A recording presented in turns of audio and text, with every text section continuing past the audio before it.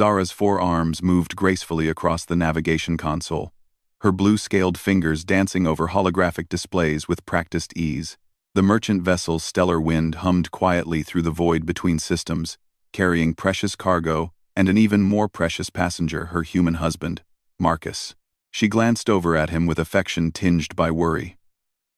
Marcus sat hunched over his portable workstation, his small frame dwarfed by the Kytherian-sized chair. His pale pink skin looked even more fragile under the ship's artificial lighting, and his thin brown hair fell across his forehead as he concentrated on whatever technical manual he was reading this time. At barely 5.5 feet tall and weighing perhaps 150 pounds, he looked like a strong breeze could knock him over.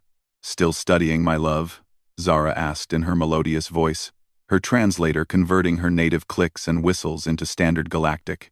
Marcus looked up with those strange round eyes of his brown like tree bark, lacking the proper vertical pupils of civilized species. "Just trying to understand the ship's secondary systems better. I want to be useful." Zara's heart-equivalent organ fluttered. Even after 2 years of marriage, his determination to contribute touched her deeply. When she'd first met Marcus at the Centauri trade station, she'd been immediately drawn to his gentle nature and quick mind. Her family had been horrified. Humans were barely more than pets in galactic society, a primitive species that had only achieved faster-than-light travel through alien intervention 50 years ago. They were known for being soft, weak, and utterly helpless in any real crisis. "You are useful," she said firmly. "Your insights into human consumer preferences have increased our profits by 30%. Marcus smiled, that peculiar expression where he bared his tiny, flat teeth. "I'm glad. But I want to do more than just market research." Before Zara could respond, her communication officer Kex's voice crackled through the intercom. "Captain, we're receiving a distress signal from the mining station on Zirion 7. They're under attack by Vorthan raiders." Zara's blood chilled. The Vorthans were the scourge of this sector, a militant species that took slaves and stripped entire worlds bare for resources. Their ships were fast, heavily armed, and crewed by warriors who showed no mercy. "Change course immediately," she ordered. "Maximum speed." Marcus looked up sharply. "Zara, what's happening?" "Vorthan raiders are attacking a mining station. We're the only ship close enough to help." Marcus's face went paler than usual. "Raiders? Shouldn't we call for military backup? The nearest patrol ship is 6 hours away. Those people will be dead or enslaved by then." Zara stood, her 7-foot frame towering over her husband.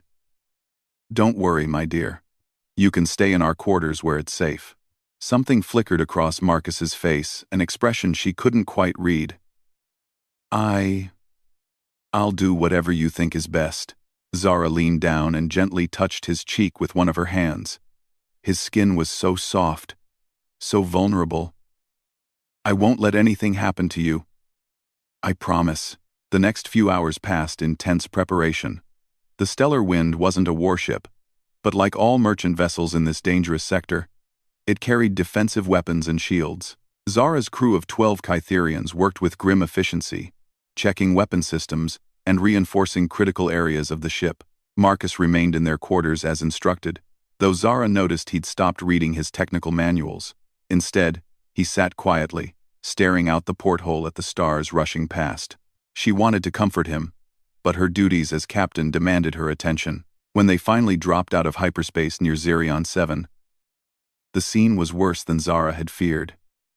The mining station hung in space like a broken toy, its outer hull scarred by plasma burns and debris fields. 3 Vorthan raiders circled it like predators, their black ships bristling with weapons. "They've already breached the station's main hull," reported her tactical officer Vex. "Life signs are fading fast." Zara studied the tactical display with growing dread. The Vorthan ships were each twice the size of her vessel, and their combined firepower could reduce the Stellar Wind to scrap metal in minutes. But she couldn't abandon the miners to their fate. "Hail the lead raider ship," she ordered. A massive Vorthan appeared on the main screen, his reptilian face scarred by countless battles. His yellow eyes gleamed with predatory hunger as he spoke in a harsh, guttural voice. "I am War Commander Thrak. You will withdraw immediately or share the fate of these pathetic miners."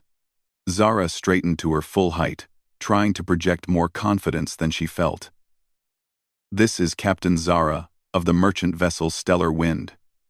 We demand you cease your attack and withdraw from this system." Thrax's laugh was like breaking glass. "A merchant captain making demands?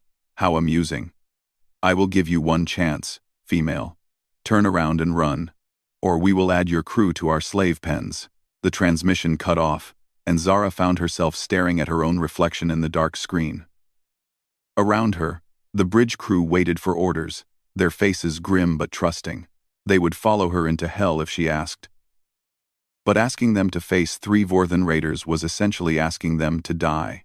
"Captain," Vex said quietly, "we could try to create a distraction. Draw them away from the station while broadcasting an emergency signal. Maybe buy time for the survivors." Zara nodded slowly.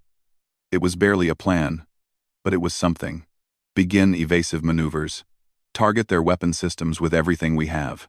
The Stellar Wind dove toward the raider formation, her modest weapons firing desperately at the larger ships. For a moment, Zara dared to hope. Then the Vorthans returned fire, and her world exploded into chaos. The ship bucked and rolled as plasma bolts hammered their shields. Sparks flew from damaged consoles, and the lights flickered ominously. Zara was thrown against her command chair as another massive impact shook the vessel. "Shields down to 40%, Vex shouted over the alarms. "Hull breach on Deck 3.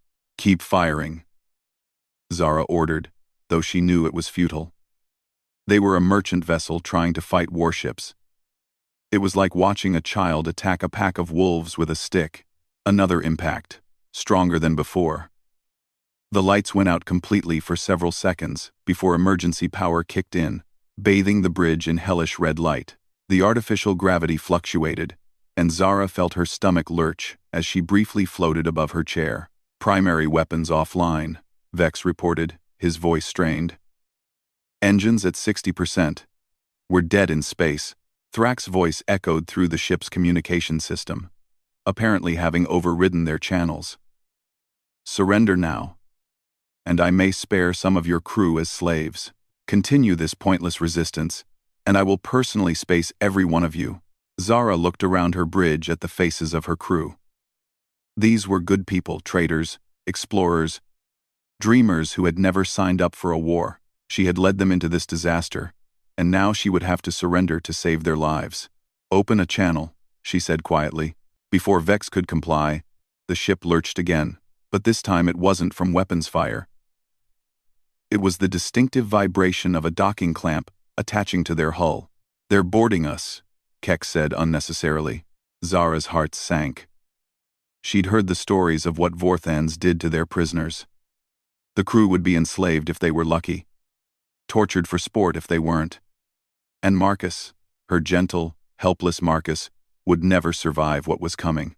"Emergency lockdown," she ordered. "Seal all internal bulkheads. Maybe we can slow them down." The sound of cutting tools echoed through the ship's hull, growing steadily louder. The Vorthans were burning through the outer airlock. It would only be a matter of minutes before they were inside. Zara activated her personal communicator. Marcus, can you hear me?" Static answered her for several long seconds before his voice came through, calm and clear. "I'm here, Zara. Are you all right? Listen to me carefully. They're boarding the ship. I need you to hide. Get into the emergency pod in our quarters, and don't come out, no matter what you hear. Do you understand?" Another pause. "I understand, Zara. I love you." Tears ran down her scaled cheeks. "I love you too. Stay hidden. Stay safe." The sound of cutting tools stopped abruptly. In the sudden silence, Zara could hear her own rapid breathing and the nervous rustling of her crew's scales. Someone whimpered softly. Then came the sound every spacer dreaded, the hiss of an airlock cycling open. "They're through the outer hull," Vex whispered. Heavy footsteps echoed through the ship's corridors, accompanied by harsh Vorthan voices shouting orders. The emergency bulkheads wouldn't stop them for long. They were meant to contain atmosphere, not armed raiders. "How many?" Zara asked. "Sensors show at least 20 boarders, possibly more," Vex replied. "They're splitting up, searching deck by deck. Zara drew her sidearm, a small plasma pistol, designed more for intimidation than actual combat. Around the bridge, her crew did the same, though their hands shook badly. They were merchants and navigators, not warriors. They had no idea how to fight trained killers. The first bulkhead gave way with a screech of tearing metal. Then the second. The Vorthans were moving fast, professional in their brutality. Soon they would reach the bridge, and then, Zara tried not to think about Marcus cowering in their quarters. At least he would be safe for a little while longer. Maybe he could hide until help arrived, though she knew no help was coming. The bridge doors exploded inward in a shower of sparks and debris. Vorthan warriors poured through the breach, their armor black as space and their weapons trained on the crew. They were massive creatures, each one standing over 8 feet tall, with scaled hides that looked like natural armor. Their reptilian faces showed no emotion as they advanced. "Drop your weapons," the lead warrior bellowed in accented Standard Galactic. Zara's crew looked to her desperately. She could order them to fight, they would die for her if she asked. But it would be pointless slaughter. Slowly, she placed her pistol on the deck and raised all 4 arms in surrender. The Vorthans moved with practiced efficiency, binding the crew with neural inhibitor cuffs that would prevent any resistance. Zara found herself on her knees with her hands secured behind her back, watching helplessly as her people were brutalized for the entertainment of their captors. "Where is your cargo manifest?"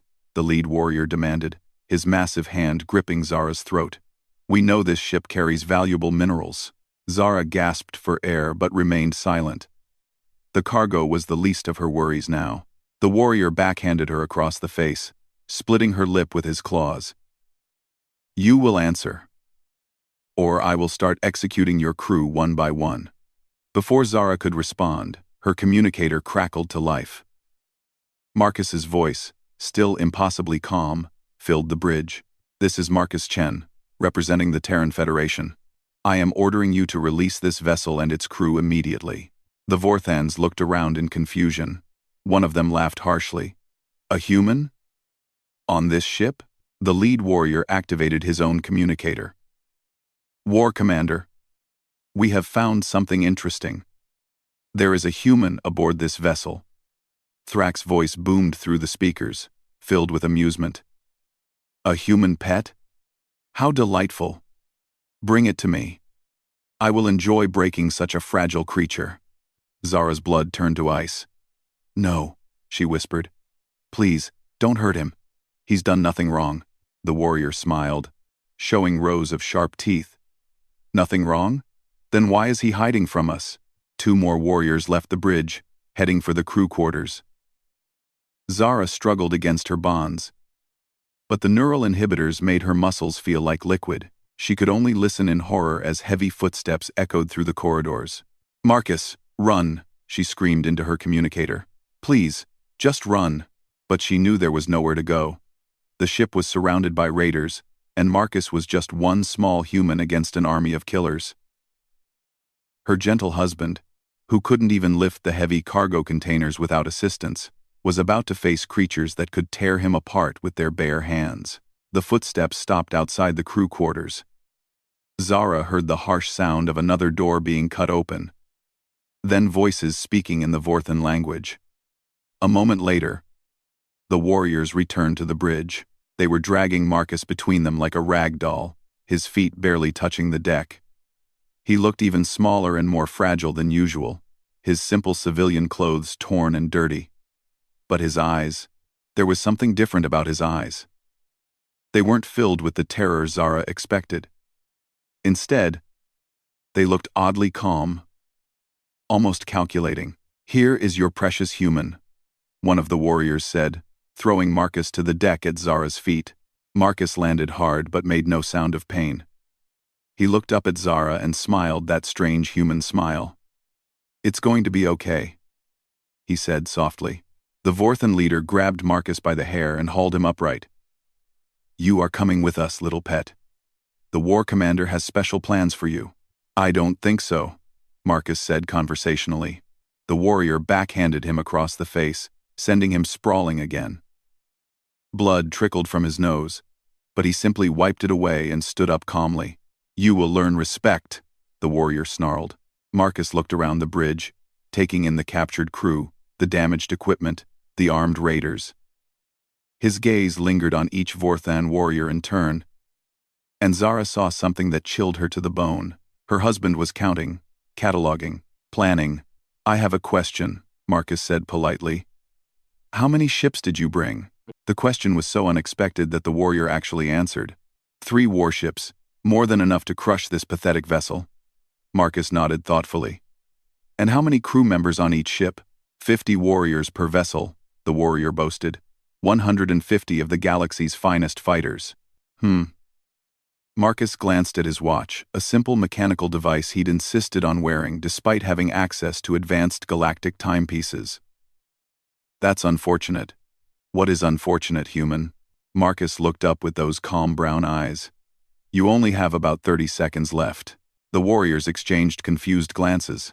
30 seconds for what? Marcus's smile widened slightly. "For your ships to respond to the automated distress beacon I activated when you first boarded. The one broadcasting on 17 different Terran military frequencies." Zara felt her heart skip a beat. Marcus had done what? "Impossible," the lead warrior snarled. "Humans have no military presence in this sector." "You're right," Marcus said calmly. "We don't have a military presence here, but we do have something else." He held up his wrist, showing his simple watch. But now Zara could see it wasn't just a timepiece. There were tiny lights blinking in sequence around the edge, and the face showed readings she didn't recognize. "What is that?" the warrior demanded. "This?" Marcus looked at the device fondly. "This is why my wife thinks I'm helpless. She sees me reading technical manuals and assumes I'm just trying to understand alien technology. She doesn't realize I've been studying it so I could improve it." The ship suddenly shuddered. Not from weapons fire, but from something else entirely. The artificial gravity fluctuated again, and several of the Vorthens stumbled. "What did you do?" the warrior roared, grabbing Marcus by the throat. Marcus didn't resist the grip, but his smile never wavered. "I made some modifications to the ship's systems over the past few months. Small things that my wife wouldn't notice.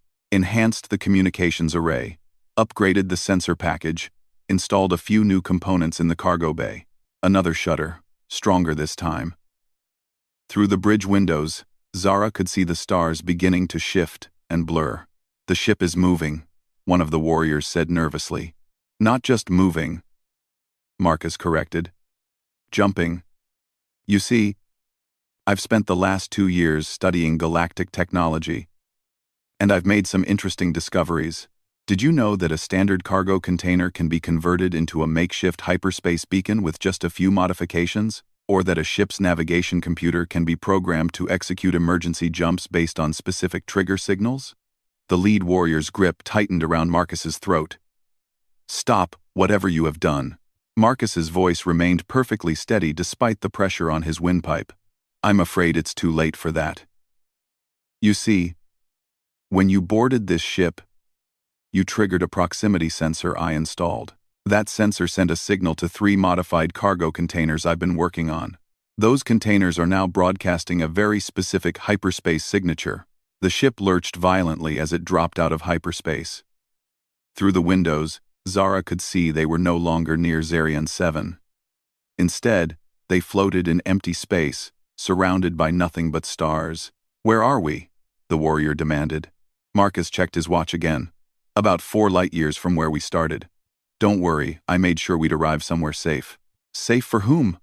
another warrior snarled. Before Marcus could answer, the ship's proximity alarms began screaming. Every screen on the bridge lit up with contact warnings as dozens of ships dropped out of hyperspace around them. But these weren't Vorthan raiders. They were human vessels, sleek, angular ships that looked nothing like the bulky alien designs most species favored. Their hulls were dark gray, almost invisible against the void, and they moved with a predatory grace that made even the Vorthan warships look clumsy by comparison. "Terran Federation Navy," Marcus said conversationally. 12th Deep Strike Fleet, to be specific. They've been conducting training exercises about 4 light years from here. Such a coincidence that we happened to jump right into their patrol route." The lead warrior stared at the tactical display in growing horror. There were 37 human ships surrounding them, ranging from small fighters to massive dreadnoughts. The 3 Vorthan raiders that had followed them through hyperspace looked like toys in comparison. "This is impossible," the warrior whispered. "Humans don't have this kind of technology. You're barely more than animals." Marcus's expression grew cold. "That's your first mistake. You assume we're weak because we look different from you. Because we're smaller, more fragile. You think that makes us helpless." The warrior released his grip on Marcus's throat, backing away in sudden fear. "What? What are you?" Marcus straightened his torn shirt and wiped the blood from his nose. "I'm a human being. And more specifically, I'm Lieutenant Commander Marcus Chen, Terran Federation Intelligence." Zara's world tilted. Her gentle husband, the man who couldn't lift a cargo container, who spent his time reading technical manuals and helping with marketing research, was a military intelligence officer? "The past 2 years have been very educational," Marcus continued, his voice taking on a hard edge that Zara had never heard before. "Living among galactic species, learning your languages, studying your technology, observing your cultures. Do you have any idea how much intelligence the Federation has gathered from my marriage to a Kytherian merchant captain?" The warriors were backing away now, their weapons forgotten as they stared at the human fleet surrounding them. On the main screen, a new face appeared, another human. This one wearing a crisp military uniform. "This is Admiral Sarah Knox of the TNS Retribution. Vorthan vessels, you are surrounded and outgunned. Surrender immediately or be destroyed." War Commander Thrax's face appeared on a secondary screen, his earlier confidence replaced by naked terror. "This is impossible. Humans don't have ships like these." Admiral Knox smiled grimly. "Surprise. We've been busy while you've been raiding Helpless mining stations. Commander Chen, are you secure?" Marcus activated his watch, which Zara now realized was a sophisticated communication device. "Affirmative, Admiral. The package is secure, and the intelligence gathered is complete." "Package?" Zara whispered. Marcus looked at her with those gentle brown eyes she'd fallen in love with. "I'm sorry, Zara. I never meant for you to be put in danger. But when intelligence learned that Vorthan raiders were planning to move into this sector, we needed someone on the inside. Someone who could move freely through the shipping lanes and gather information without suspicion. You used me?" The words came out as barely a whisper. Marcus's expression softened. "No. That's the thing, Zara. The mission was supposed to be purely professional. But then I met you. And everything changed. I fell in love with you. Really. Truly. Completely. That wasn't part of the plan." The Vorthan warriors were staring in shock as more human ships materialized around them. The entire raider fleet was now completely surrounded, their weapons useless against such overwhelming numbers. "How?" one of the warriors asked. "How did you hide such a massive fleet?" Marcus looked at him with something approaching pity. "You still don't understand, do you? This isn't a hidden fleet. This is just one small task force. Humans have been building ships like these for 20 years, ever since we realized what the galaxy really thinks of us. While you've been treating us like pets and curiosities, we've been watching, learning, and preparing." Admiral Knox's voice cut through the communications chatter. "Commander Chen, we're reading massive damage to the mining station at your previous location. Do you require medical or rescue teams?" "Affirmative, Admiral. The station was under heavy attack when we arrived. Survivors will need immediate evacuation and medical attention." "Understood. Rescue teams are already en route." Knox's expression hardened as she looked at the Vorthan ships. "As for these raiders, they have approximately 30 seconds to surrender before we demonstrate exactly why attacking human allies was a very poor decision." Thrax's image flickered as his communication systems began failing. "This is treachery. The Galactic Accords."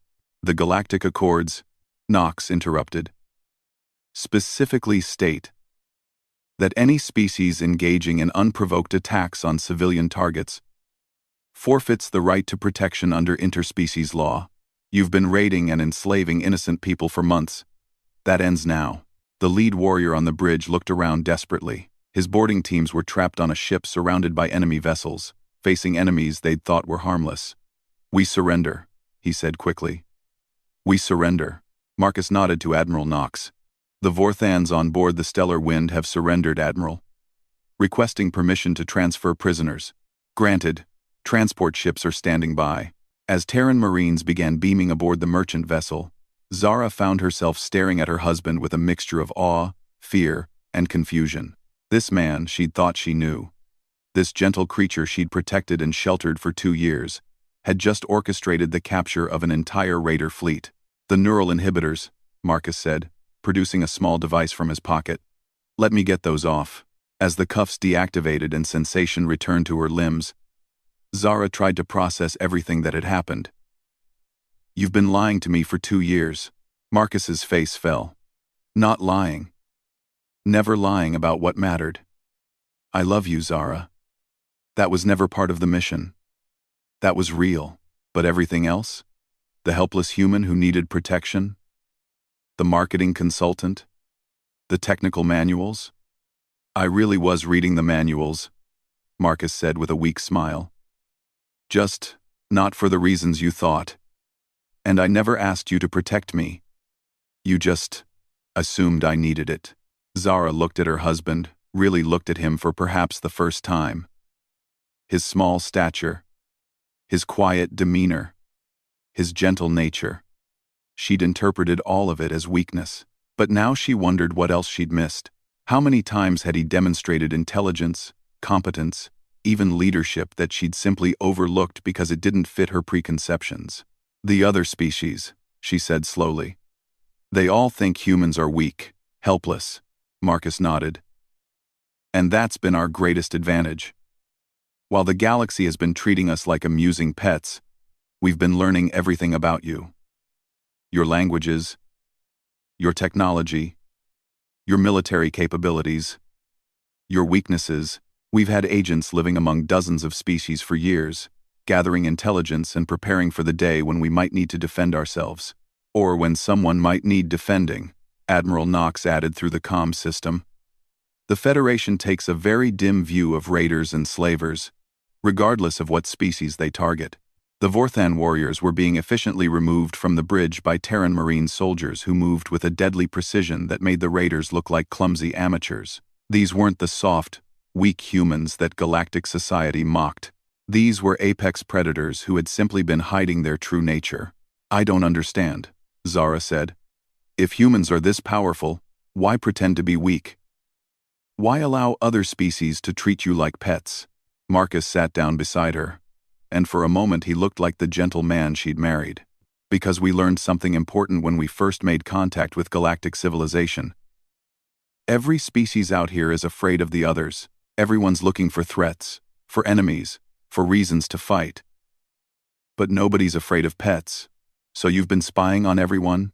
"Learning about everyone," Marcus corrected. "There's a difference. We're not interested in conquest or domination. We just want to survive in a galaxy that sees us as inferior, and sometimes, like today, we want to help people who are in trouble." Zara thought about the mining station, about the people who would have died if the stellar wind hadn't intervened. "The miners. Are they alive?" Admiral Knox reported. "Rescue teams have secured the station. 43 survivors, all of whom will make full recoveries. Thanks to your early warning." Relief flooded through Zara's body. They had saved lives. Her crew's sacrifice had meant something. "Captain," Vex said quietly, "what happens now? What happens to us?" Marcus looked at Admiral Knox on the screen. "That's up to your captain. The Federation would be very interested in continuing our relationship with Captain Zara's shipping company. The intelligence value alone has been enormous, and having a trusted partner in this sector would be invaluable." "Partner?" Zara asked. "The truth is," Marcus said, "we need you as much as you've needed us. The Federation is powerful, but we're still new to galactic politics. Having friends out here, people who understand how the galaxy really works, that's priceless." Admiral Knox nodded. Commander Chen's reports have been instrumental in our understanding of this region. His marriage to a Kytherian captain has provided insights we never could have gained otherwise. Zara felt a strange mixture of pride and betrayal. Her husband had been using their relationship for intelligence gathering, but he'd also genuinely loved her. Their marriage had helped humanity understand the galaxy better, but it had also put her and her crew in danger. "I need time to think," she said finally. Marcus nodded. "Of course. And Zara, I understand if you can't forgive me for the deception, but I want you to know that everything between us, everything that mattered, that was real. I love you. That was never a lie." Looking at him now, seeing past the facade of helplessness she'd constructed in her own mind, Zara realized she was looking at someone she'd never really known. This wasn't the gentle, weak human she'd married. This was a trained intelligence officer, a man capable of planning and executing complex operations, someone who had just orchestrated the defeat of an entire raider fleet. But he was also the same person who brought her coffee every morning, who listened to her problems with infinite patience, who made her laugh with his strange human humor. The gentleness wasn't fake, it was just one facet of a much more complex individual. "The question," she said slowly, "is what happens next?" Marcus reached out tentatively and took her hand. His skin was still soft, still warm, still unmistakably human. "That's up to you. The Federation would like to offer you and your crew positions as official partners. We need people who can move through the galaxy without suspicion, who understand the shipping lanes and trade routes. But more than that, I need to know if we can rebuild what we had, on a foundation of honesty this time." Zara looked around her bridge. Her crew was watching her expectantly, waiting for her decision. Through the windows, she could see the impressive human fleet maintaining their protective formation around the captured Vorthan ships. Everything she thought she knew about the galaxy had changed in the span of an hour. Her gentle, helpless husband had just saved her life, her ship, and 43 miners. The weak species everyone mocked had revealed themselves as sophisticated predators. The man she'd been protecting for 2 years had been protecting her all along. "I have one question," she said. "Anything. When you were reading all those technical manuals, studying our technology, did you really not understand it? Were you really as helpless as you seemed?" Marcus had the grace to look embarrassed. "I understood most of it pretty quickly. Human engineering principles are actually quite advanced, we just apply them differently than other species. But you looked so happy when you were explaining things to me, so I kept asking questions. Despite everything," Zara found herself smiling. "You let me lecture you about your own technology? You're a very good teacher," Marcus said diplomatically. "And I learned a lot about Kytherian educational methods. For your intelligence reports? Well, yes. But also because I love listening to you talk. You get this little wrinkle between your eyes when you concentrate, and your voice gets all melodic when you're excited about something." Zara felt her heart's flutter again. This was the Marcus she'd fallen in love with. Observant, thoughtful, genuinely interested in everything about her. The fact that he was also a trained spy didn't change that. "So what do you think?" Marcus asked. "Partners? Professional and personal?" Zara looked at her crew, then at the human ships surrounding them, then finally at her husband. The galaxy was clearly much more complex and dangerous than she'd realized. Having the protection and partnership of humanity, the real humanity, not the facade they showed the galaxy, would be invaluable. More than that, she realized she didn't want to give up what she and Marcus had built together. It was based on incomplete information, yes, but the emotions were real. The connection was real. The love was real. "Partners," she said finally. "But I have conditions. Name them. No more lies, no more deception. If we're going to do this, I want to know everything." Marcus smiled, and for the first time since this whole crisis began, it was the genuine, gentle expression she remembered. "Deal. Though I should warn you, the real truth about humanity is going to take some getting used to." "I think I'm starting to figure that out," Zara said, looking out at the human fleet. "My helpless husband just captured 3 Vorthan raiders without firing a shot.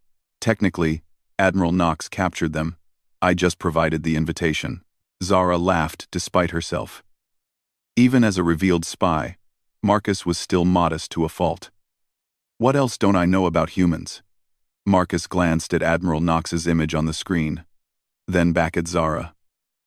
Well, for starters, we're not actually new to space travel. We've been exploring the galaxy for about 200 years. We just let everyone think we're newcomers because it was more convenient. Zara's jaw dropped. 200 years? But first contact was only 50 years ago. First official contact, Marcus corrected. We'd been watching galactic civilization for a long time before we decided to introduce ourselves. We wanted to understand what we were getting into. What else? Admiral Knox cleared her throat. Perhaps we should continue this conversation somewhere more private? We have a lot to discuss, and I believe Commander Chen has some explaining to do to his wife. As Terran transport ships began docking with the Stellar Wind to take custody of the Vorthan prisoners, Zara realized her life was about to change completely. She was no longer just a merchant captain married to a human. She was now a partner in humanity's hidden expansion into galactic society. It was terrifying and exciting and overwhelming all at once. One more question, she said as the chaos of prisoner transfer swirled around them. What's that? Are there other humans like you? Married to aliens? Gathering intelligence? Marcus smiled mysteriously. What do you think? Zara looked at him with new eyes, seeing the intelligence operative instead of the helpless human. I think your species is far more dangerous than anyone in the galaxy realizes. And I think, Marcus said softly, that's exactly the way we like it. As the last Vorthan prisoner was led away and the immediate crisis passed, Zara found herself alone with her husband for the first time since the attack began. The bridge was quiet except for the soft hum of life support systems, and through the windows, she could see the human fleet beginning to disperse. So, she said finally, what happens now? Marcus took her hand again, his touch gentle and familiar despite everything that had changed. Now we go home. We repair the ship. We process what happened here. And we start fresh. As partners this time. Home? Wherever you want that to be, Marcus said. Though I should mention, the Federation is setting up a permanent base in this sector. If you wanted to work out of there, it might be convenient. Zara laughed, shaking her head. You really have thought of everything, haven't you? Not everything, Marcus said seriously. I never planned on falling in love with you. That was the one variable I couldn't account for. Looking at him now, Zara realized that despite all the revelations and deceptions, one thing remained unchanged. She loved this man. Whether he was a helpless human refugee or a sophisticated intelligence operative, he was still the person who made her laugh, who listened to her dreams, who brought her coffee every morning. The galaxy was far more complex and dangerous than she'd ever imagined. Humans were far more powerful than anyone knew. And her husband was far more capable than she'd ever given him credit for. But at the end of the day, he was still Marcus. He was still hers. And that, she thought as the human fleet jumped to hyperspace around them, was enough. 3 months after the Vorthan incident, Captain Zara stood in the observation deck of Terra Station Beta, watching her husband train with a group of human marines. Through the reinforced transparasteel, she could see Marcus moving through combat drills with fluid precision. His movements nothing like the clumsy, fragile human she'd once thought she married. He ducked under a simulated plasma blast, rolled behind cover, and returned fire with accuracy that would have impressed her most skilled crew members. His small frame, which she'd once seen as delicate, now looked compact and efficient. Every movement was calculated, purposeful, deadly. Impressive, isn't he? Zara turned to find Admiral Knox approaching. The human woman's uniform crisp, despite the early hour. Even after 3 months of working with the Terran Federation, Zara still found it unsettling how quietly humans could move when they chose to. I'm still adjusting, Zara admitted, her forearms unconsciously crossing in a defensive posture. 3 months ago, I thought I was protecting him from the galaxy. Now I discover he's been protecting me all along. Knox joined her at the observation window, watching as Marcus disassembled and reassembled a plasma rifle with practiced ease. The adjustment period is always difficult. We've had 17 successful deep-cover marriages over the past decade. The non-human spouses all go through the same shock. 17?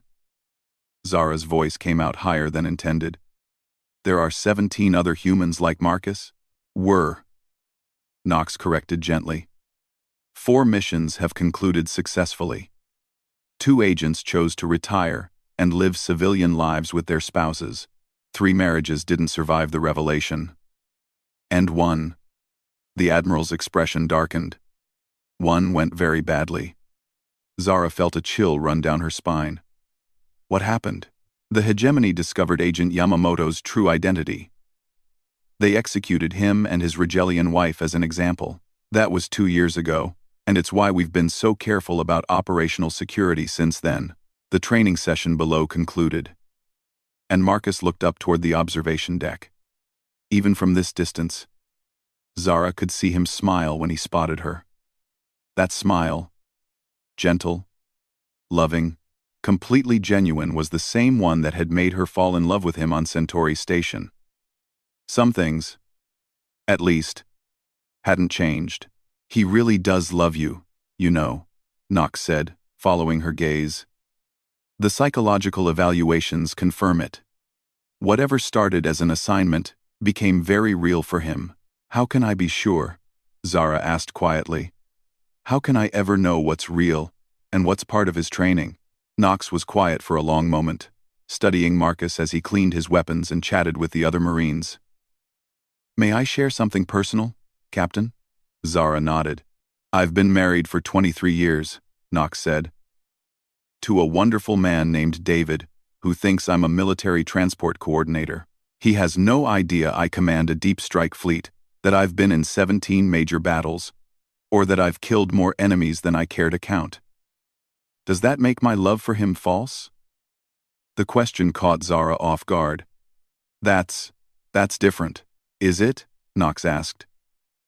We all wear masks, Captain. We all hide parts of ourselves from the people we love, either to protect them or to protect ourselves. The question isn't whether Marcus was completely honest about his background. The question is whether his feelings for you are genuine. Down in the training bay, Marcus had finished cleaning his gear and was headed for the exit. Soon he'd be back in their shared quarters aboard the Stellar Wind, probably bringing her coffee and asking about her day with that same attentive interest he'd always shown. The Federation wants to expand our partnership, Knox continued. Your shipping routes have given us intelligence on 7 different sectors. We know more about Catherian commercial networks than we ever dreamed possible. And Marcus's reports on interspecies relations have been invaluable. And what do you want from me specifically? Knox turned to face her fully. We want you to help us establish a new trade network. Human companies working with alien partners, moving goods and information throughout this region of the galaxy. Legal, profitable, and completely legitimate on the surface. And underneath? Underneath, it would be the most comprehensive intelligence network the galaxy has ever seen.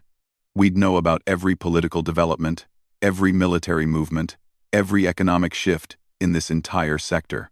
Zara studied the human admiral's face, looking for deception or hidden motives, but Knox's expression was open, honest, almost vulnerable. Why should I help you? Why should I trust any of you? Because, Knox said simply, the alternative is watching the galaxy tear itself apart. She activated a holographic display that filled the observation deck with a 3-dimensional map of local space. Hundreds of systems were marked with different colors, showing territorial boundaries, trade routes, and areas of conflict. This is what the galaxy looks like right now, Knox said. The hegemony is expanding aggressively into Catherian space. The Vorthan clans are raiding civilian targets because their traditional hunting grounds have been militarized. The Trade Federation is fragmenting as member species compete for resources. And underneath it all, there's something bigger brewing. This is member. The display zoomed in on a region of space that Zara didn't recognize, filled with strange energy signatures and marked with warning symbols. We call it the Dark Sector, Knox explained. Something is moving out there, Something that doesn't match any known technology or energy signature. Our deep space monitors have detected massive ships, planet-scale construction projects, and energy outputs that dwarf anything in recorded galactic history. Zara felt her blood chill. What kind of something? We don't know. But whatever it is, it's been observing the galaxy for at least 20 years, and it's starting to move. When it arrives, and we believe it will arrive soon, the current galactic civilization won't survive without unprecedented cooperation. And you think a trade network run by humans and aliens can make a difference against whatever that is? Knox deactivated the hologram, leaving them in normal lighting again. I think information and cooperation are our only weapons against the unknown. The galaxy's species have spent centuries fighting each other instead of working together. When the real threat arrives, we need to be ready. Why should I believe any of this? How do I know you're not manipulating me the same way Marcus did? Because, Knox said, Marcus never manipulated you. He fell in love with you. And everything he did after that was to protect you and your crew. The intelligence gathering was secondary. Before Zara could respond, Marcus entered the observation deck, now wearing civilian clothes and carrying 2 steaming cups of Catherian coffee. His hair was damp from the shower, and he looked like the gentle academic she'd fallen in love with again. "Admiral," he said with a nod, then turned to Zara with that familiar smile. "How was your meeting with the station logistics coordinator?" "Educational," Zara said, accepting the coffee gratefully. Even after all these revelations, Marcus still remembered exactly how she liked her morning caffeine. Knox excused herself with professional courtesy, leaving the married couple alone in the observation deck. Through the windows, Zara could see merchant ships and Federation vessels moving through the traffic patterns around Terra Station Beta, a complex dance of commerce and military coordination that somehow worked despite representing dozens of different species and interests. "You saw the training session," Marcus said. "It wasn't a question." "I did. You're very good at it."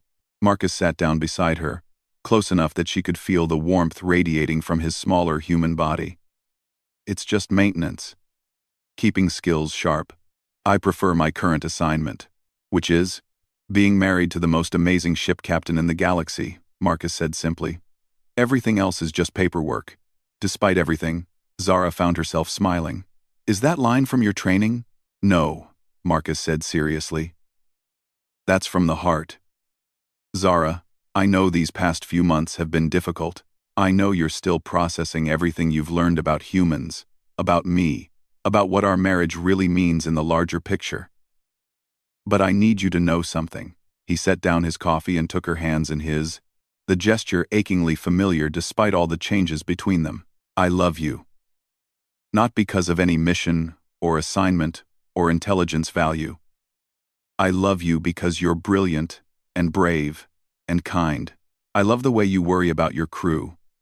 The way you negotiate impossible deals through sheer determination.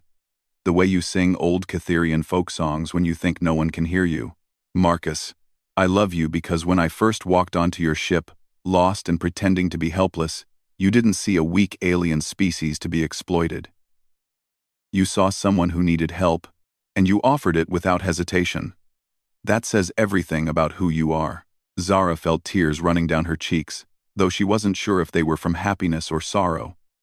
"How do I know what's real anymore? How do I know when you're being Marcus, and when you're being Agent Chen?" Marcus was quiet for a long moment, staring out at the ships moving through space beyond the station. "Do you remember our third date?" he asked finally. "Of course. You took me to that terrible Kytherian opera. 4 hours of screeching about ancient territorial wars, and the whole time you kept apologizing because you thought I wasn't enjoying it." Zara laughed despite herself. "You looked miserable." "I was miserable," Marcus admitted. "It was the worst cultural experience of my life. But you loved it. So I pretended to find it fascinating. I asked questions, I took notes. I even bought the recording afterward. That wasn't for intelligence gathering? God, no. Agent Chen would have found some excuse to leave after the first act. But Marcus, your husband who was falling in love with you, sat through the whole thing because it mattered to you." He turned to meet her eyes. That's the difference. Agent Chen would have been efficient, professional, distant. Marcus is the one who learned to love Kytherian folk music because his wife hums it in the shower. The tears were flowing freely now, and Marcus gently wiped them away with his thumbs. His touch was warm, gentle, achingly familiar. The question isn't whether I'm Marcus or Agent Chen, he continued. I'm both. I'm a Terran Federation intelligence operative who fell in love with his assignment and chose to make it real. The skills are part of who I am, but they don't define who I choose to be. Zara leaned into his touch, closing her eyes and letting herself feel safe for the first time in months. Admiral Knox wants me to help establish a human-alien trade network. I know, she briefed me on the proposal. What do you think I should do? Marcus was quiet for a moment, his hands still cupping her face. I think you should do whatever feels right to you. Not what's best for the Federation, not what's most profitable, not what helps human intelligence gathering. What feels right to Zara, the woman I married. And if I say no? If I decide I want nothing to do with human intelligence operations? Then we find another way to make our marriage work, Marcus said without hesitation. I've already submitted my resignation papers to Admiral Knox. If you want to go back to independent trading, if you want to leave Federation space entirely, I'll go with you. Zara's eyes snapped open. You'd leave the Federation? For me? I already did leave, in every way that matters, Marcus said softly. The moment I decided I loved you more than the mission, I stopped being Agent Chen and started being your husband. The paperwork is just catching up. Looking into his brown eyes, seeing the absolute sincerity there, Zara finally understood what Knox had been trying to tell her.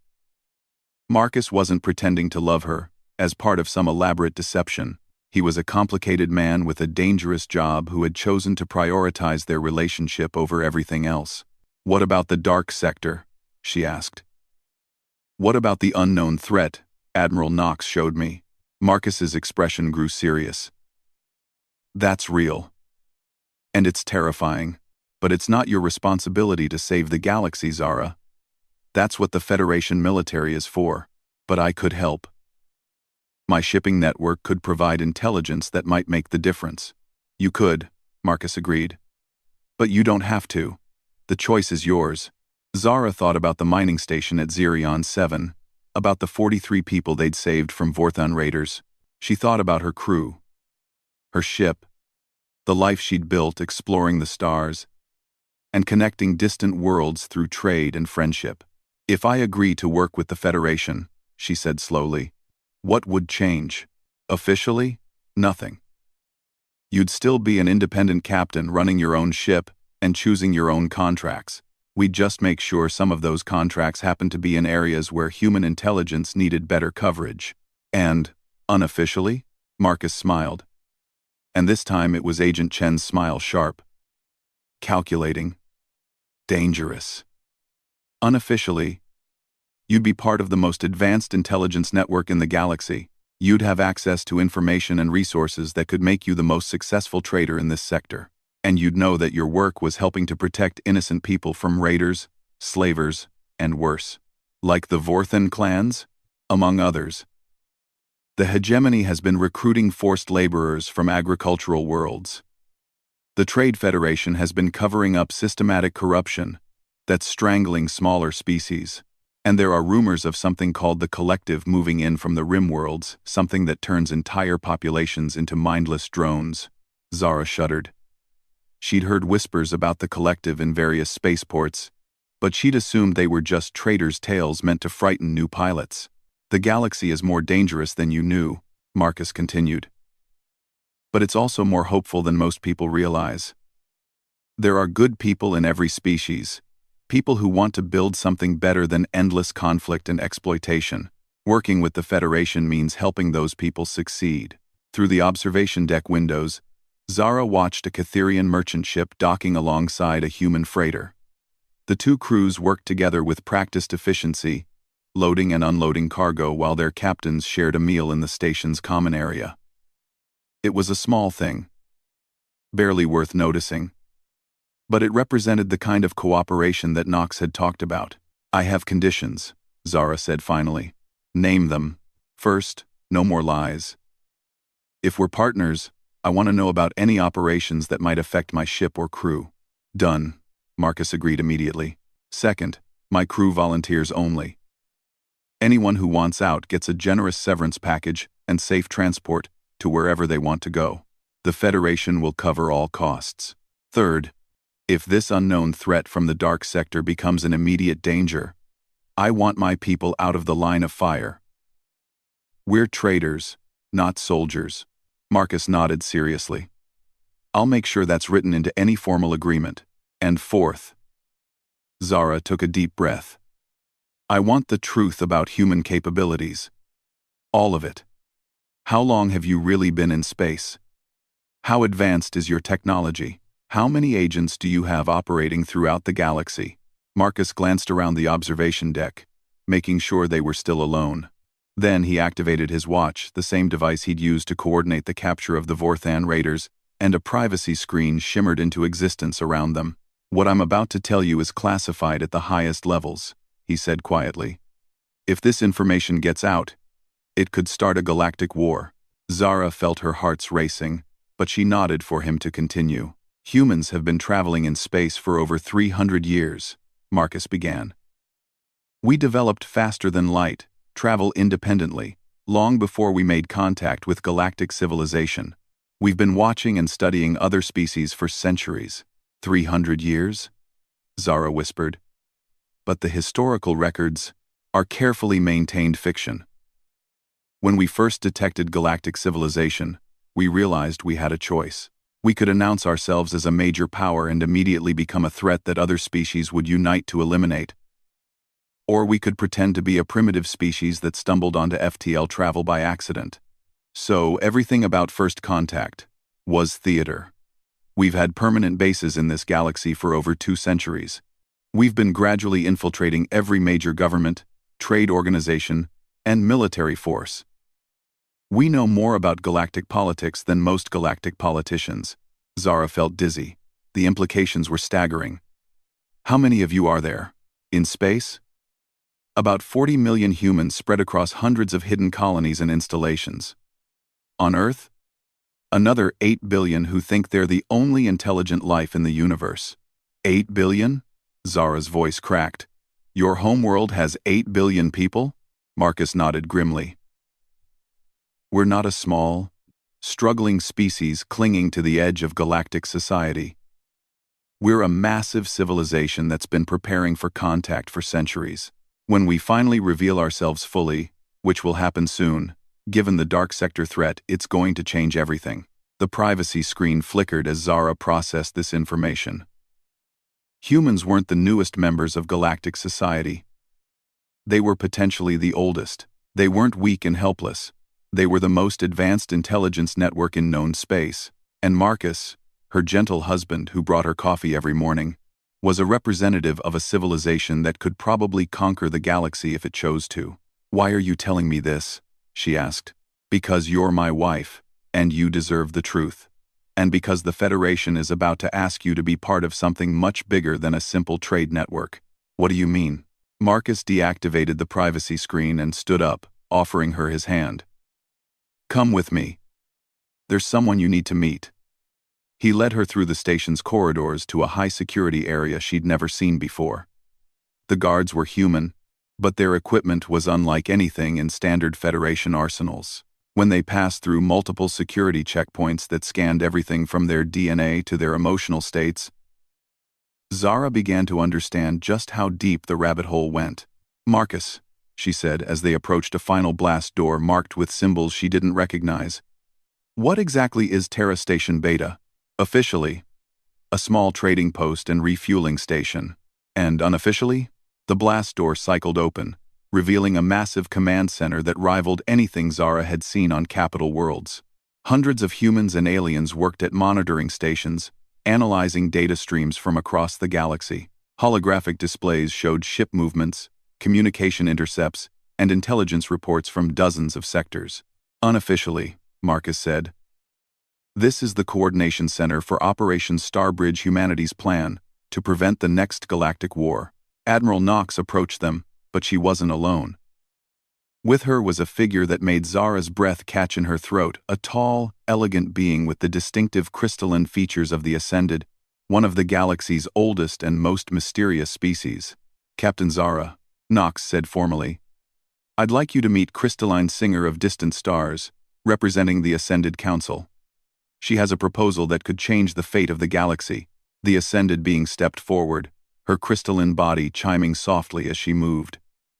When she spoke, her voice was like music made from starlight. Greetings, brave captain. We have watched your species with great interest, and we have watched humanity's careful approach to galactic society with even greater interest.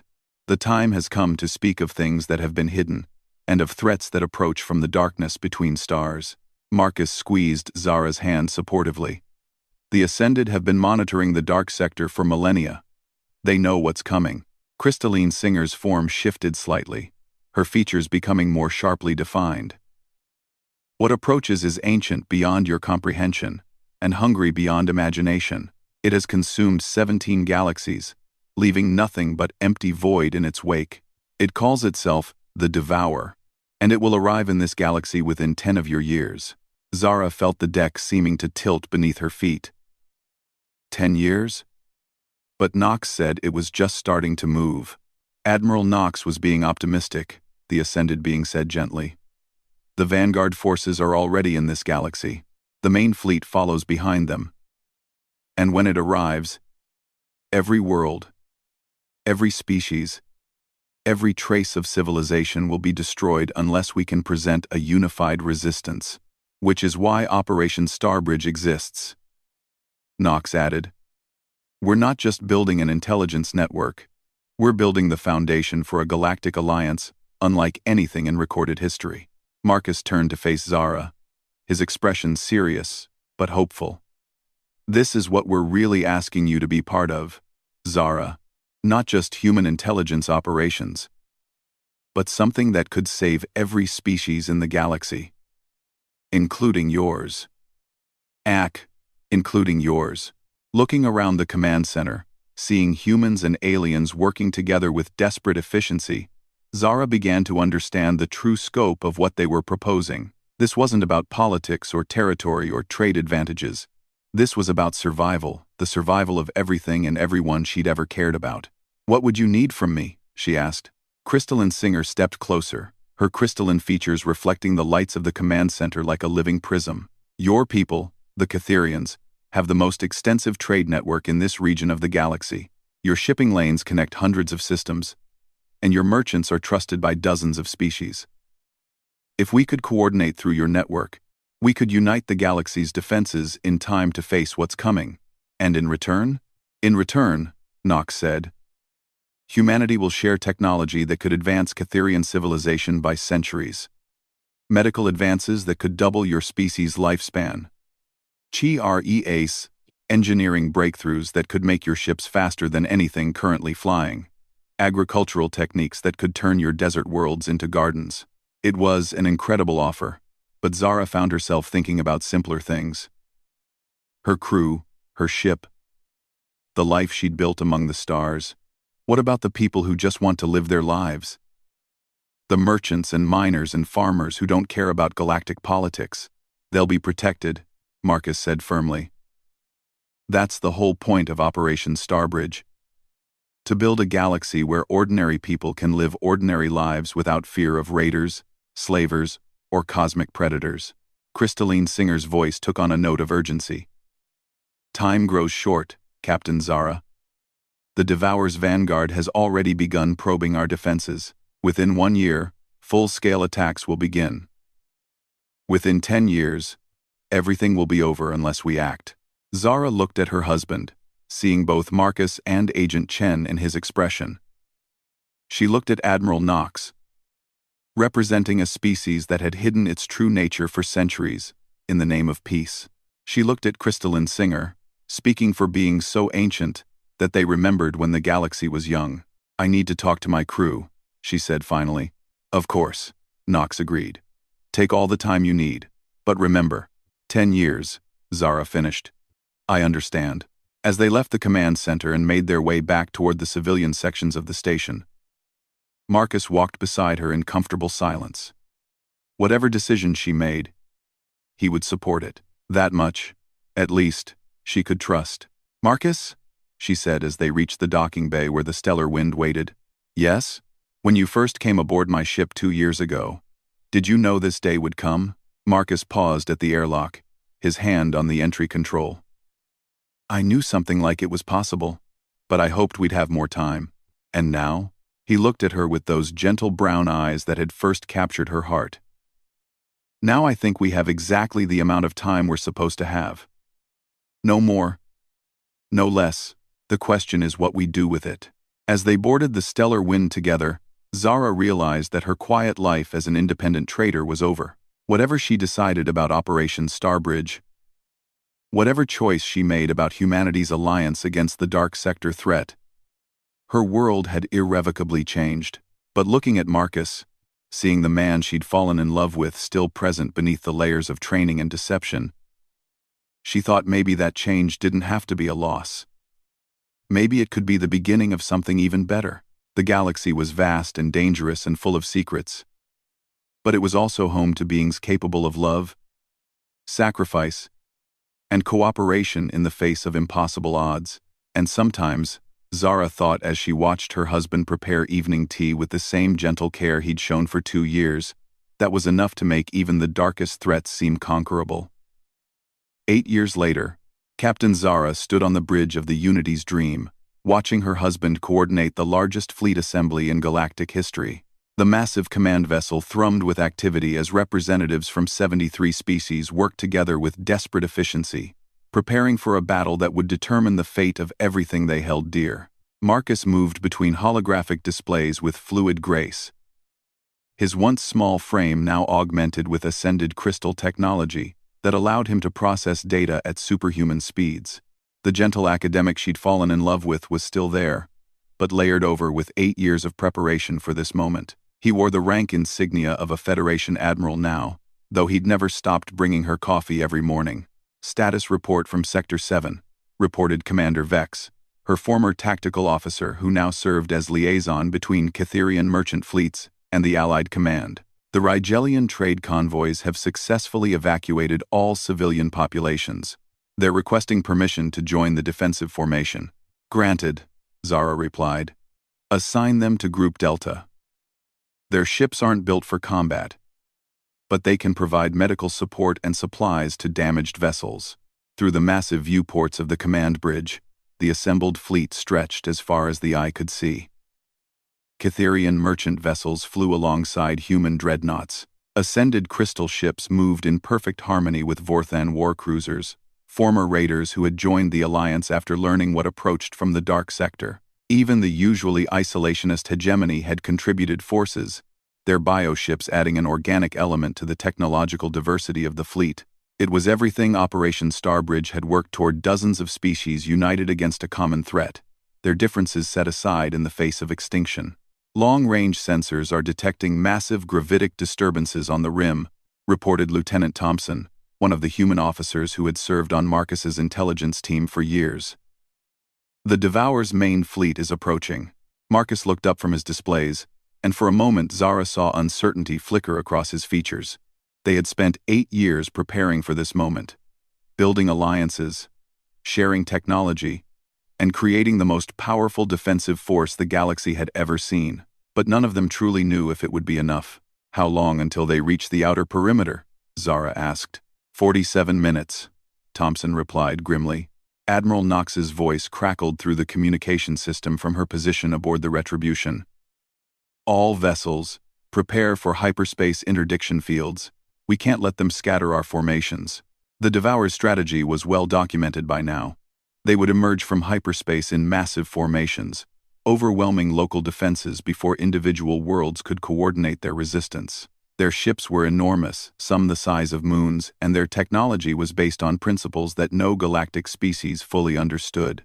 They consumed matter directly, converting everything they touched into more ships, more weapons, more hunger. "Crystalline Singer, are your people ready?" Marcus asked through the quantum communication link that connected all Allied commanders. The ascended being's musical voice filled the command bridge. The thought web is prepared. When the battle begins, all Allied vessels will share tactical awareness in real time. No ship will fight alone. That had been one of the greatest breakthroughs of the Alliance, the Ascended's ability to link minds across vast distances, allowing instant coordination between ships that might be separated by light years. Combined with human strategic planning, Catherian logistics networks, and the battle experience of dozens of warrior species, it gave them their best chance of victory. "Zara," Marcus said quietly, moving to stand beside her command chair. "There's something I need to tell you before this begins." She looked at him with concern. After 8 years of marriage and alliance building, she'd learned to read his expressions perfectly. This was the face he wore when delivering news that would change everything. "What is it?" Marcus activated a privacy field around them, temporarily isolating their conversation from the bridge crew. "The Federation has been analyzing Devour technology for the past 6 years. We've captured several of their scout ships, and our scientists have made some disturbing discoveries." "Disturbing how?" "The Devour aren't just consuming matter," Marcus said carefully. "They're consuming information. Every ship they destroy, every planet they devour, every species they eliminate, they're adding all of that knowledge and experience to their collective consciousness." Zara felt cold suddenly. "You're saying they learn from everything they kill?" "More than that. They become everything they kill." When the Devour first emerged from the void between galaxies, they were probably a simple species with basic technology. But over millions of years, consuming 17 different galactic civilizations, they've become something that incorporates the best aspects of every species they've destroyed. Which means, Marcus looked out at the assembled fleet, his expression grim. "It means they know everything we know, every tactic we might use, every technology we might deploy, every strategy we might attempt. They've seen it all before, from the species they've already consumed." The privacy field flickered as Zara absorbed this information. They weren't just fighting an incredibly powerful enemy. They were fighting an enemy that had the accumulated knowledge and experience of 17 entire galactic civilizations. "Does the Alliance know?" she asked. "The senior commanders do. We decided not to share it with the general population. Morale is fragile enough as it is. So what's our plan?" Marcus smiled. And despite everything, it was still the gentle smile she'd fallen in love with. "We do something the Devour has never seen before, something no species in 17 galaxies has ever attempted. Which is, we survive," Marcus said simply. "Every species they've faced before fought alone, or with limited alliances. They've never encountered a truly united galactic civilization. They've never faced coordination on this scale. With this level of technological integration and strategic cooperation." Before Zara could respond, alarms began blaring throughout the command ship. The massive tactical displays lit up with contacts as the Devour fleet emerged from hyperspace at the edge of the system. "Dear gods," whispered someone behind them. Zara looked at the tactical display and felt her heart skip. The enemy fleet was enormous, hundreds of ships, some so large they registered as artificial planets. They moved with perfect coordination, their formations shifting and adapting in real time as they assessed the Allied defenses. "All ships, this is Admiral Chen," Marcus announced, his voice carrying across every vessel in the Allied fleet through the Ascended communication network. "What you're seeing is the accumulated military might of 17 extinct galactic civilizations. They have every advantage, numbers, technology, experience, and knowledge of our capabilities." The fleet formation held steady, but Zara could sense the fear rippling through hundreds of thousands of Allied crew members. "But they have never faced us," Marcus continued, his voice gaining strength. "They have never faced a galaxy that chose cooperation over conquest, unity over isolation, hope over fear. Today, we fight not just for our species, but for the principle that life is stronger than death, that creation is more powerful than consumption." The Devour fleet began moving toward the Allied positions, their massive ships accelerating with impossible grace. Energy readings from their weapon systems climbed beyond anything in recorded galactic history. "Today," Marcus concluded, We teach the universe that some things are worth fighting for. All ships, prepare for engagement. And remember, no matter what happens, we do not fight alone. The first volleys from the Devour fleet lit up space like newborn stars. Their weapons were unlike anything the galaxy had seen. Beams that seemed to unravel matter at the molecular level. Projectiles that phased through shields as if they weren't there. Energy fields that corrupted the fundamental forces holding ships together. But the Allied fleet was ready. The ascended crystal ships absorbed the energy attacks and redirected them back at the enemy. Kytherian merchant vessels, retrofitted with human weapons technology, swarmed around the massive Devour ships like angry insects. Human stealth fighters appeared and disappeared throughout the battlefield, striking at critical systems before vanishing again. "They're adapting to our tactics," reported Commander Vex, as she analyzed the tactical data streams. "Each time we damage one of their ships, the others modify their defenses." "Expected," Marcus replied calmly, his hands dancing over holographic controls that coordinated the movements of millions of Allied personnel. Crystalline Singer. "Initiate the Harmony Protocol." Acknowledged. All minds, join the song of battle. Suddenly, Zara felt her consciousness expanding beyond her own ship. Through the ascended thought web, she could perceive the battle from thousands of different perspectives simultaneously. She was a human fighter pilot diving through enemy fire, a Kytherian engineer frantically rerouting power systems, a Vorthan gunner targeting weak points in Devour armor. The sensation was overwhelming at first, but then training kicked in. This was what they'd prepared for, a level of coordination that no single species had ever achieved. Every ship in the Allied fleet was connected, sharing information and tactics in real time. And it was working. The Devour ships, for all their accumulated knowledge, had never faced an enemy that could adapt this quickly. As soon as they developed a counter to one tactic, the Allied fleet shifted to another. When their energy weapons proved ineffective against ascended crystal technology, human ships provided covering fire with kinetic weapons. When their armor adapted to kinetic impacts, Kytherian vessels switched to quantum disruptors. "They're pulling back," Vex reported with surprise. "The lead elements are retreating to regroup." Marcus nodded grimly. "They're buying time to analyze our coordination methods. This is just the first round." And as another Marcus nodded grimly. "How many rounds do we have in us?" Zara asked privately. "Unknown. But we're about to find out if 8 years of preparation was enough." The Devour fleet reformed at the edge of the system, their ships reconfiguring themselves in real time. Through the thought web, Zara could feel the collective anxiety of the Allied forces as they watched their enemies literally reshape themselves based on observed battle data.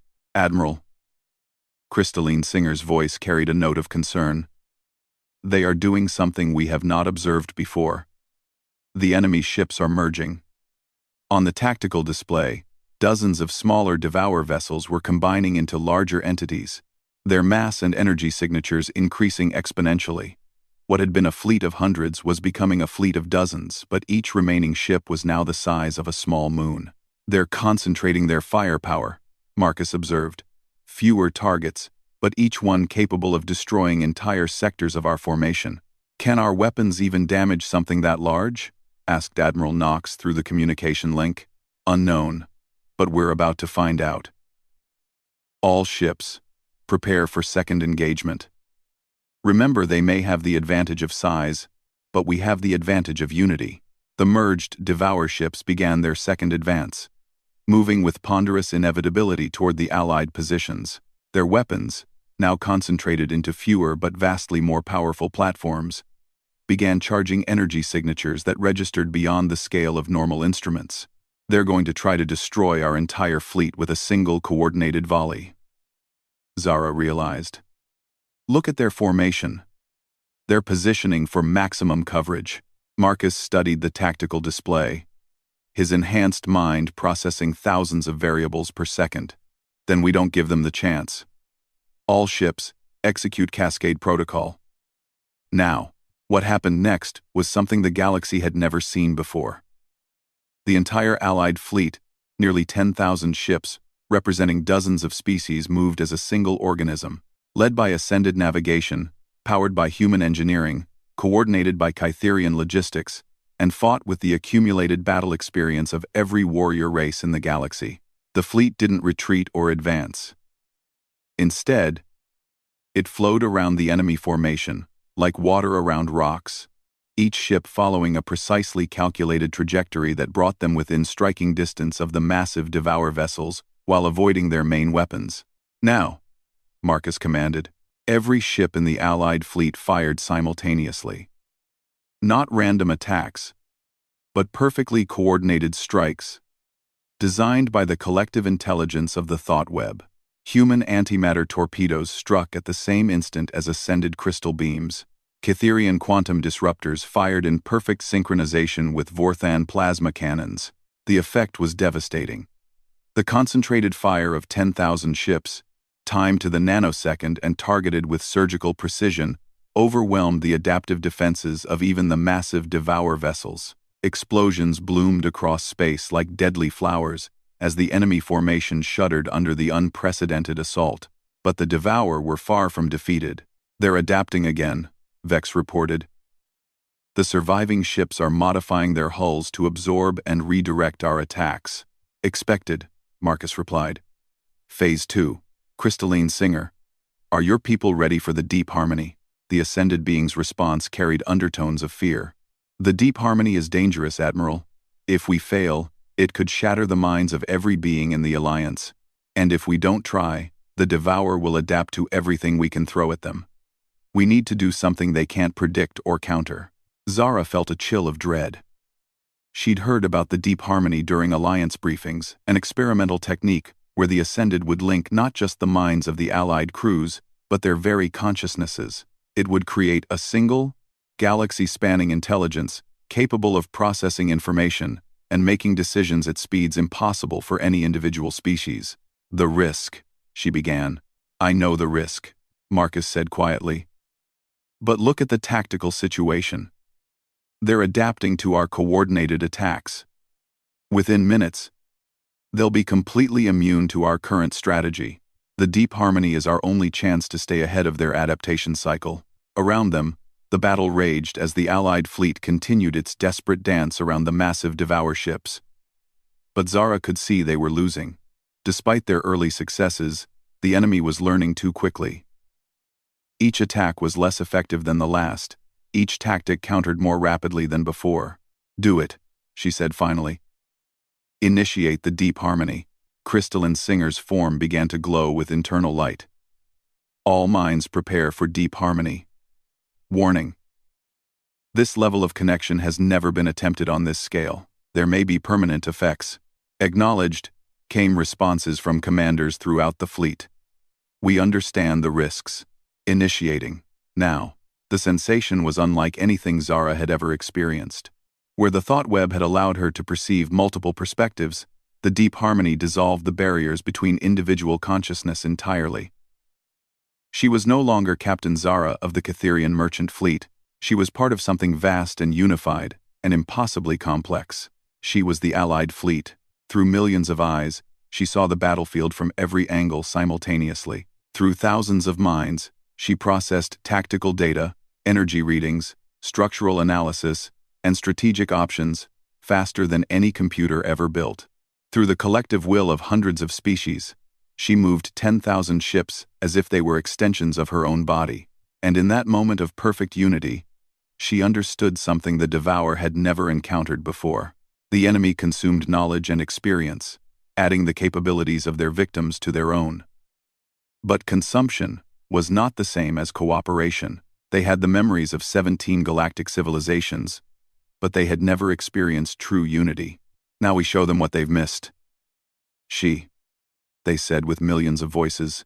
The Allied fleet moved like a living thing, flowing and shifting in patterns that seemed to defy physics.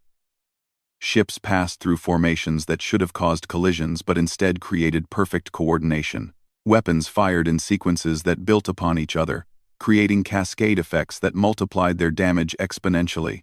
But more than that, the fleet began to demonstrate capabilities that no individual species had ever possessed. Human stealth technology enhanced by ascended crystal resonance made entire squadrons invisible to Devour sensors. Catherian navigation systems boosted by Vorthan warrior instincts allowed impossible maneuvers at near light speed. Rigelian defensive shields powered by human antimatter reactors created barriers that could withstand planet-killer weapons. The Devour ships, for the first time in their existence, found themselves facing something they couldn't adapt to fast enough. The Allied fleet wasn't just using multiple technologies, it was using them in combinations that created entirely new capabilities on the fly. "They're retreating," someone observed through the collective consciousness. "No," came the correction from multiple perspectives simultaneously. "They're regrouping for a final assault. They're combining all remaining ships into a single entity." On the tactical display, the surviving Devour vessels were merging into something that defied description.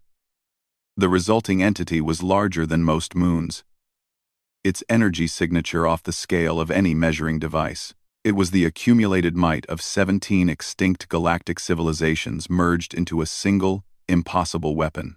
"It's going to try to destroy the entire system," the collective realized. "One attack to eliminate our entire force. Then we stop it," came the unified response. What happened next was something that would be remembered in galactic history for millennia to come. The Allied fleet, still connected by the deep harmony, didn't scatter or retreat. Instead, they did something unprecedented. They combined, not physically, like the Devour ships, but conceptually. 10,000 vessels, operated by hundreds of thousands of crew members from dozens of species, became a single distributed entity. Each ship remained individual, but they operated with perfect coordination and shared purpose. The final battle was less a fight than a collision between two fundamentally different philosophies. The Devour represented consumption, the absorption of diversity into uniformity. The Alliance represented cooperation, the enhancement of diversity through unity. When the massive Devour entity fired its ultimate weapon, a beam of energy that could have cracked planets, it was met not by scattered defenses, but by the concentrated will of every living being in the Allied fleet. Ascended crystal ships formed a lattice that channeled the energy. Human antimatter reactors provided power beyond anything they were designed for. Catherian navigation computers calculated angles and trajectories with impossible precision. Vorthan battle fury and Rigelian determination and hegemony biomechanical adaptation all contributed to a response that was greater than the sum of its parts. The beam was caught, contained, and redirected back at its source with interest. The explosion, when it came, was visible from 3 systems away. When the light faded and the sensors cleared, the Devour fleet was gone. Not destroyed, not defeated, but completely eliminated. The massive entity that had contained the accumulated knowledge of 17 galactic civilizations had been scattered into its component atoms. "Is it over?" someone asked through the deep harmony. Scanning for survivors, came the response from dozens of ships simultaneously. No contacts, no energy signatures, no evidence of any remaining Devour presence in the system. The deep harmony began to dissolve as Crystalline Singer carefully separated the connected minds. Zara found herself back in her own consciousness, sitting in her command chair aboard the Unity's Dream, with Marcus's hand gently squeezing her shoulder. "Status report," she managed, though her voice came out shaky. "All Allied ships are intact," Vex reported with wonder. "Minimal casualties." The deep harmony allowed us to coordinate our defenses so precisely that we avoided almost all enemy fire. And the Devour? Eliminated. Completely. Long-range sensors detect no trace of enemy presence in this system, or any adjacent sector. Across the fleet, cheers and celebration began as the reality of victory set in. The greatest threat the galaxy had ever faced was gone, destroyed by an alliance that had achieved something unprecedented in galactic history. "We did it," Marcus said softly, his voice filled with amazement. "Against all odds, against an enemy that had consumed 17 galaxies. We actually did it." Zara looked out at the celebrating fleet, seeing ships from dozens of species flying in formation, their crews embracing victory together. "What happens now?" "Now we build something new," Marcus replied. "The Alliance proved that cooperation works. That unity makes us stronger, not weaker. We've shown the galaxy that diversity is our strength, not our weakness. Admiral Knox's voice came through the communication system, addressing the entire fleet. All ships. This is Allied Command. Today we have proven that no matter how dark the universe becomes, no matter what threats emerge from the void, life will always triumph over death, creation over destruction, hope over despair. The Alliance will continue, not as a military force, but as a permanent union of species committed to peace, prosperity, and the protection of all life. As the celebration continued around them, Zara found herself thinking about the journey that had brought them to this moment. 8 years ago, she had been a simple merchant captain, protecting what she thought was a helpless human husband. Today, she had been part of the most significant victory in galactic history. "Marcus," she said quietly, "do you remember our wedding day? When you promised to love me for better or worse?" Marcus smiled, the same gentle smile that had captured her heart all those years ago on Centauri Station. "I remember every word. I don't think either of us imagined it would involve saving the galaxy." "No," Marcus agreed, "but I wouldn't change a thing. Well, maybe the part where I let you think I was helpless for 2 years. That was probably unnecessary." Zara laughed, feeling the stress and fear of the past months finally beginning to fade. "You know what? I think I needed to learn that lesson. I spent so long assuming that different meant weak, that small meant fragile, that gentle meant helpless. And now I know that strength comes in many forms, and that sometimes, the most powerful thing you can do is choose to work together instead of standing alone." Through the viewports, the Allied fleet was beginning to disperse as ships returned to their home systems. But it wasn't a dissolution, it was an expansion. The Alliance would continue, spreading cooperation and unity throughout the galaxy, ensuring that what had been accomplished here would never be forgotten. "So what's next for us?" Zara asked. Marcus looked at her with eyes full of love and possibility. "Whatever you want. The galaxy is safe, the Alliance is established, and we have the rest of our lives ahead of us. We could return to merchant trading, we could explore new sectors, we could help establish new colonies. The possibilities are endless. Together, always together," Marcus promised. "After all, we make a pretty good team." Zara thought about everything they had accomplished, not just in the battle, but in the 8 years leading up to it. They had built something beautiful together, something that had grown from a chance meeting between a Catherian merchant and a human intelligence operative into a partnership that had helped save the galaxy. "You know what I want to do?" she said finally. "What?" "I want to go home, to our quarters on the stellar wind. I want you to make me coffee, and I want to listen to you read technical manuals, and I want to pretend that we're just a normal married couple, for at least one day." Marcus's smile widened. "I think that can be arranged. Though you should know, I've been working on some improvements to our coffee maker, enhanced thermal regulation, optimized brewing algorithms, automated flavor adjustment, based on biorhythmic analysis." "Marcus? Yes? You're doing it again." "Doing what?" "Being brilliant while pretending to be ordinary." Marcus considered this for a moment, then shrugged. "I prefer to think of it as being ordinary, while occasionally being brilliant. There's a difference." As the Unity's dream began its journey back to Alliance space, Zara reflected on the strange turns her life had taken.